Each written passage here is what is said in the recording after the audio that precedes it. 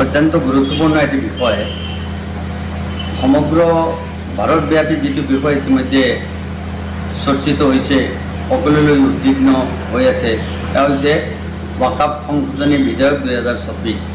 ইতিমধ্যে আমাৰ ভাৰতবৰ্ষৰ লোকসভা আৰু ৰাজ্যসভা দুয়োখন সদনতেই বিধেয়কখন গৃহীত হৈছে।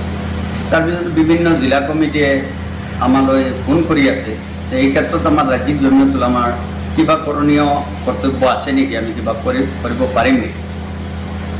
এই ক্ষেত্ৰত মই স্পষ্ট সকলোকে জনাব বিচাৰিছোঁ, আমাৰ জিলা জমিয়ত, আঞ্চলিক ওয়াৰ্ড, মহল্লাকে আদি কৰি সমৰ্থক সদস্য, কৰ্মী বা সকলো লোককে আমি জনাব বিচাৰিছোঁ যে হযৰত মৌলানা সৈয়দ আৰশদ মদনী সাহ, সৰ্বভাৰতীয় জমিয়ত উলামাৰ সভাপতি, তেখেতে ইতিমধ্যে সুপ্ৰিম কোৰ্টেৰ দ্বাৰস্থ হৈছে আৰু তেখেতে আইনীভাৱে প্ৰত্যাহ্বান জনাইছে এই আইনখনৰ বিৰুদ্ধে।